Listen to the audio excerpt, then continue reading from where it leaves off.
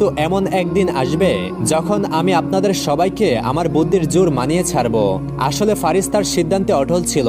মানুষের ঠাট্টা তামাশা তাকে প্রভাবিত করেনি। সে আগের মতোই চিৎকার করে ক্রেতা ডাকত। দেখতে দেখতে তার দোকানের কথা পুরো শহরে ছড়িয়ে পড়ল। লোকেরা একে অপরকে বলতো, আজকাল আমাদের শহরে এক বুদ্ধি বিক্রেতা এসেছে।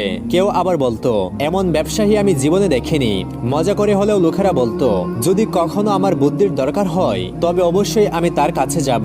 এর কিছুদিন পর এক ব্যক্তি মজা করে ফারিসের কাছে এলো, কিছু বুদ্ধি কিনে নিয়ে গেল। সে আসলে ফারিসকে পরীক্ষা করতে চেয়েছিল।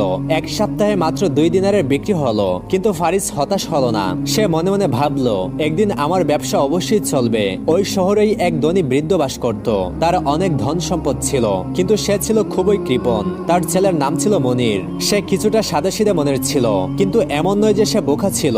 তবে তার খুব বেশি বুদ্ধি ছিল না। একদিন সকালে সে বাড়ির উঠোনে মাটি ফেলছিল, কারণ আগের দিন তার বাবা বলেছিলেন, বেটা, আমাদের বুদ্ধির চাষ করা উচিত, তবেই আমরা বুদ্ধিমান হতে পারবো। বাবা যখন মনিরকে মাটি ফেলতে দেখলেন, তখন তিনি জিজ্ঞাসা করলেন, ওরে বোকা, তুই এটা কি করছিস? মনির উত্তর দিল, বাবা, আমি বুদ্ধি চাষ করছি, যাতে আমি আর আপনি দুনিয়ার সবচেয়ে বড় বুদ্ধিমান হতে পারি। এ কথা শুনে তার বাবা মাথায় হাত দিলেন, বললেন, ইয়া আল্লাহ, কে জানে এর বুদ্ধির ফসল কবে ফলবে। একদিন মনির কোনো একটা কাজে বাজারে গেল।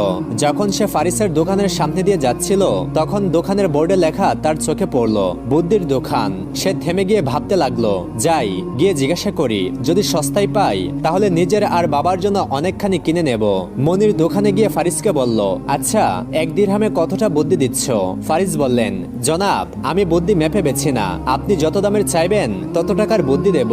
এই কথা শুনে মনির চিন্তায় পড়ে গেল, কত টাকার বুদ্ধি কিনবে সে।